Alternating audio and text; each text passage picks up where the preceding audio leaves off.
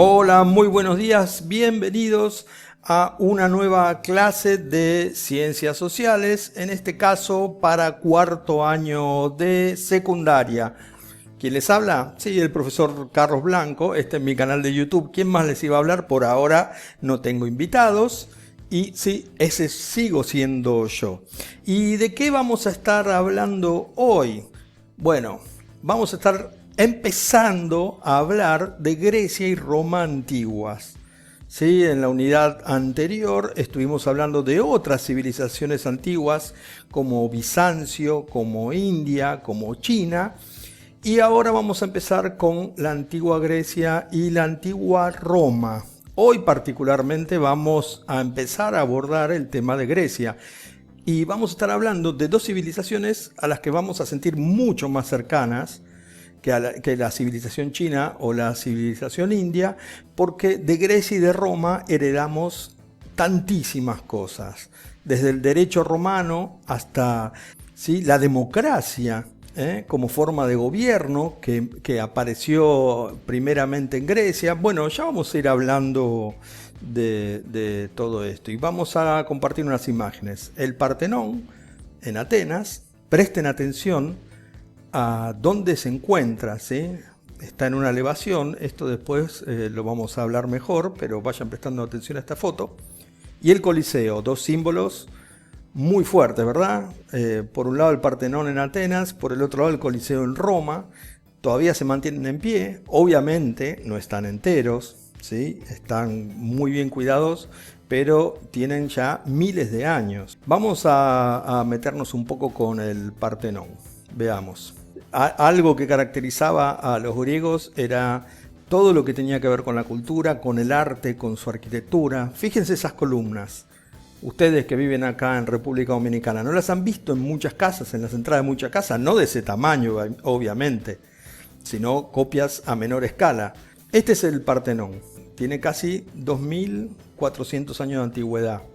Se empezó a construir en el 447 a.C., una vez finalizadas las guerras médicas, ¿sí? Que no fueron unas guerras en las que había un montón de gente con una bata blanca luchando, ¿sí? No se llamaron guerras médicas por eso, sino porque fue protagonizada por los medos. Queda en la Acrópolis de Atenas, como ya dije al principio, ese promontorio, esa elevación que vimos en la foto de la portada de este trabajo. Su construcción la ordenó Pericles, político, filósofo, ¿sí? Otra de las cosas que nos dejaron los griegos, la filosofía, también la historia. Los primeros historiadores fueron griegos, los primeros historiadores que hicieron estudios de la historia, no los que contaban historias, sino los que contaban la historia, ya hablando con mayúscula.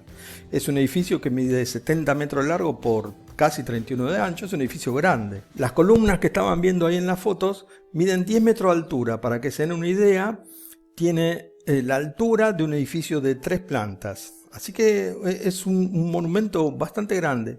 Y este templo estaba dedicado a la protectora de Atenas, que era Atenea Partenos, ¿sí? Por eso el Partenón. En el siglo VI pasó a ser una iglesia cristiana, y cuando el Imperio Otomano, los otomanos son los turcos, hoy sería el Imperio Otomano, hoy es Turquía, conquistó Grecia, lo convirtieron en una mezquita en el año 1460.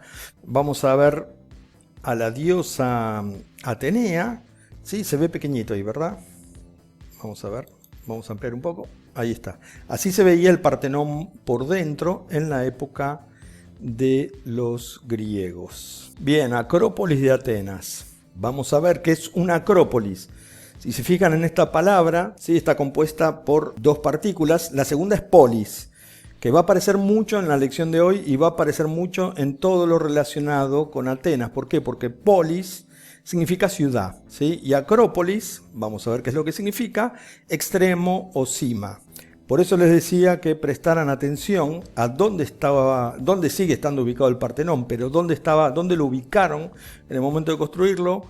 ¿Por qué? Porque lo construyen ahí arriba por algo en especial, ¿sí? ¿Por qué puse que era una decisión defensiva? Porque cuando se fundan las ciudades se elige un promontorio, un lugar más elevado, para estar mejor defendidos por si uno es atacado. Si uno está en la altura puede defenderse muchísimo mejor. Por eso las acrópolis eran lo primero que se construía, y se construía en la parte más alta donde se elegía fundar un pueblo. Bueno, a partir de este núcleo, ¿sí?, de esta primera construcción que se hace, se va desarrollando el crecimiento urbano. Primero, si hay superficie suficiente en la altura, se va construyendo alrededor la polis, la ciudad, ¿sí? Y después sí, se empieza a ir para abajo en las laderas de ese promontorio, montaña, donde se haya construido la Acrópolis.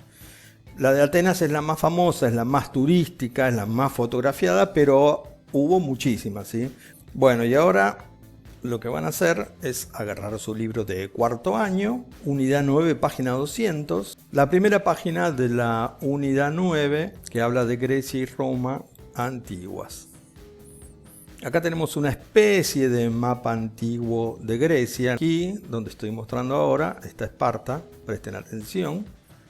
Tebas, se ve muy chiquito, yo lo sé, pero bueno, el monte del Olimpo, donde se juntaban los dioses. Ya vamos a volver a ese tema de los dioses porque es muy muy interesante, Atenas, y eran grandes comerciantes. ¿Por qué? Porque el suelo de Grecia nunca fue un suelo muy rico para los cultivos. Entonces tuvieron que buscar su alimento en otro lugar. ¿En dónde? En principio en el mar, y a partir de ahí comerciar. Vamos a ver un mapa un poco más claro. Aquí abajo está Creta, donde se habría iniciado toda la historia de la civilización griega. El Peloponeso, dominada sobre todo por Esparta. Y estos nombres de aquí a la derecha, Lidia, Eolia, Jonia, Frigia, Licia, todos estos nombres, que eran nombres de lugares griegos, hoy son nombres de escalas musicales, ¿sí? La escala eólica, la lidia, la jónica, la frigia. Cuando les decía que heredamos mucho de los griegos, bueno, ahí tienen otro dato. Y ahora sí, llegamos a las polis griegas, las ciudades griegas, ¿sí? Importantísimas. ¿Por qué? Porque nosotros hablamos de una Grecia antigua, pero Grecia nunca fue un estado, no era un país. En realidad el territorio griego está cruzado por montañas y valles, y en cada uno de esos valles y montañas que separaban distintas zonas aparecía una polis, una ciudad. ¿Sí? En este mapa lo que vemos son las principales, son un montón. No solamente Atenas y Esparta, fíjense, está Corinto, está Tebas, Éfeso. Para quienes leen la Biblia, Corinto, Éfeso, les tiene que estar sonando. Rodas, la del gigante de Rodas, una de las 10 maravillas del mundo del pasado, que desapareció debido a un terremoto. Vamos a seguir adelante. Las polis griegas, las ciudades-estado, son ciudades, ¿sí?, que se manejan como un país, como un estado. A pesar de ser ciudades, no son un invento griego, pero en Grecia florecieron, ¿sí? Aparecen más o menos hacia el siglo 8 a.C., son el centro político, cultural y ciudadano de todo lo que pasa alrededor de esa ciudad-estado, ¿sí? Por eso hay tantas ciudades-estados, ¿se entiende? A ver, para dar un ejemplo dominicano, es como si la romana fuera un estado que llegara hasta ciertos límites, ¿verdad?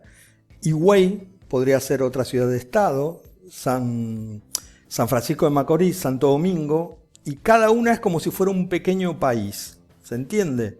¿Sí? Cada una tiene su centro político, tiene su forma cultural y tiene su poder ciudadano, y sus ciudadanos tienen cierto estatus en cada una de ellas.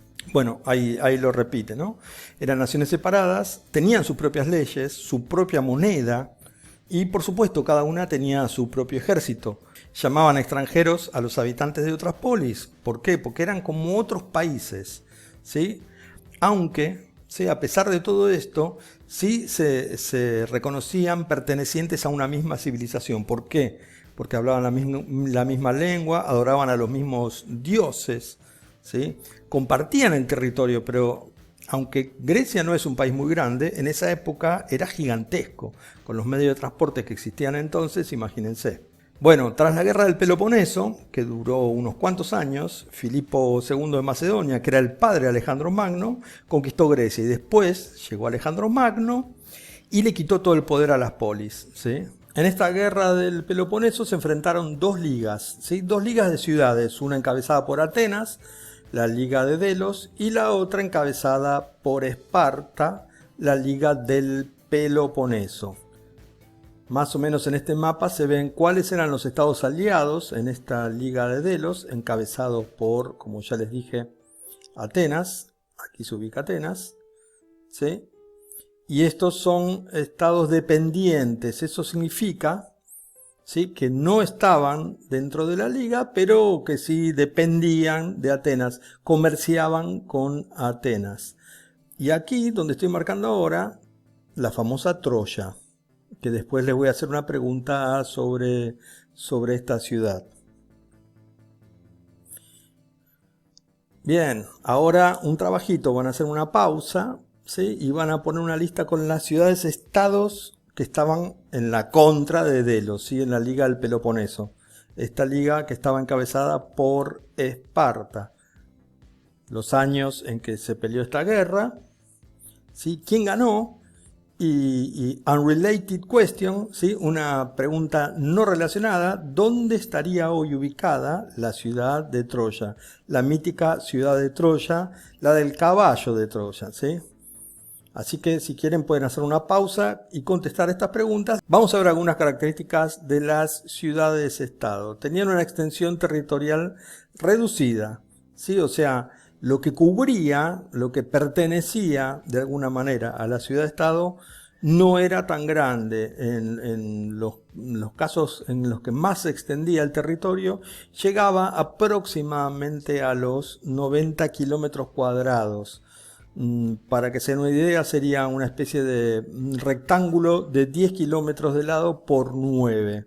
Por eso había tantas ciudades-estado. Este esquema se va a repetir, por ejemplo, en la época del feudalismo, en el medioevo, en Europa, ¿sí? Cada señor feudal tenía una cierta extensión de territorio que no era mucho más grande que esta que controlaban las ciudades-estados. Tenían independencia económica, producían lo que consumían, ¿sí? Los alimentos los producían ellos. Cada ciudad-estado comerciaba por su cuenta. ¿Sí? Una de las razones de la guerra del Peloponeso tiene que ver con este enfrentamiento por cuestiones comerciales. Independencia política: cada ciudad-estado tenía su gobierno, cada ciudad-estado elegía sus autoridades y cada ciudad-estado elegía la forma en que se gobernaba. La estructura social es la misma en todas. Estaban los hombres libres y los esclavos. Los esclavos definidos como herramientas parlantes, directamente, ¿eh? O sea, se los consideraba como si fueran herramientas con forma de ser humano. Estaban para trabajar. El culto religioso era común, como dije antes, ¿sí? Adoraban a los mismos dioses. Estos dioses griegos que eran tan caprichosos y que usaban a los seres humanos para sus fines. Por ejemplo, quienes hayan visto La Mujer Maravilla, Wonder Woman, que lucha contra Ares en la película, y este Ares, que es uno de los dioses griegos, lo que hace es enfrentar a los humanos entre sí para que se destruyan y dominarlos. Había un gran espíritu cívico entre los hombres libres, ¿verdad? Los esclavos eran esclavos. Un espíritu cívico, se respetaban las leyes, se respetaba mucho. Y todos cumplían su papel dentro de estas ciudades-estado. La leyenda fundacional. ¿Qué es una leyenda fundacional? Bueno, es la leyenda que cuenta la historia del inicio de cada ciudad-estado. Cada una tenía una historia particular de su inicio. Por ejemplo, una de las más famosas, y que ustedes las deben conocer, es la de Roma, con Rómulo y Remo, y la loba que los alimentó mientras eran niños. Bueno, eso es una leyenda fundacional. Cada ciudad-estado tenía su propia leyenda. Es una forma de construir identidad. Tenían sus propias fiestas, hacían sus propios festejos, ¿sí? Y sus tradiciones propias. O sea, como cada país, ¿sí? Es como las diferencias que puedo ver entre República Dominicana y Cuba y Puerto Rico y Haití. Cada país tiene su propia leyenda, sus fiestas y sus tradiciones y sus comidas, su cultura, etc. Aunque compartan rasgos en común, ¿sí? 3 de estos 4 países que nombré, por ejemplo, hablan castellano, ¿sí? Y cada uno igual tiene estas particularidades. Y acá vemos una polis griega. En este caso toda la polis está elevada porque es un ejemplo, ¿verdad? Con el número 1 vemos el templo, el centro de adoración de la polis. 2, el ágora. Ahora vamos a ver qué es el ágora, pero en principio, como están viendo, ¿sí? Es como un espacio común, un espacio abierto. Es lo que hoy llamaríamos un parque público. El teatro en el número 3, el 4 la muralla, esto es muy importante, también vamos a ver qué significado tiene, 5 los olivares y 6, si estaban cerca del mar, el puerto. Entonces vamos a ver ahora cada una de las partes de la polis griega. La Acrópolis, que ya expliqué qué era, ¿sí? Este promontorio, este inicio de la ciudad que se construye más arriba.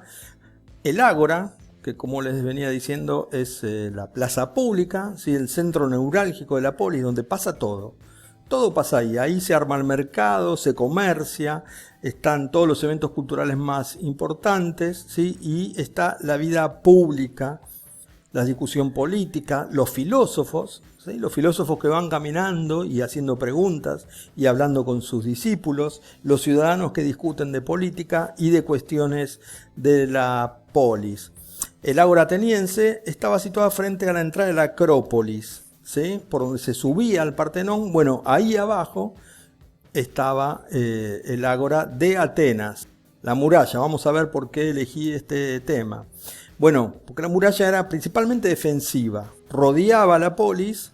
Encima, si la polis estaba elevada, con muralla era mucho más difícil de atacar.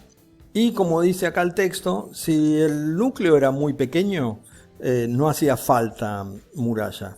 ¿Sí? ¿Por qué? Porque si había un ataque, los habitantes de este núcleo urbano, de esta ciudad, estado que se estaba desarrollando, era atacada, se subían a la Acrópolis y desde allí se defendía. Por ejemplo, Esparta, que era una de las ciudades-estado más militarizadas de todas, nunca tuvo murallas. Si había guerra y la polis era vencida, se le obligaba a destruir sus murallas, ¿sí? Los olivares, vamos a ver qué nos muestra esto. Esto le toca investigarlo a ustedes, ¿sí? ¿Qué es un olivar y qué representaba para la economía de la antigua Grecia? Y con esto vamos terminando con la tarea por el día de hoy. Y también con la clase. Así que espero que les haya gustado.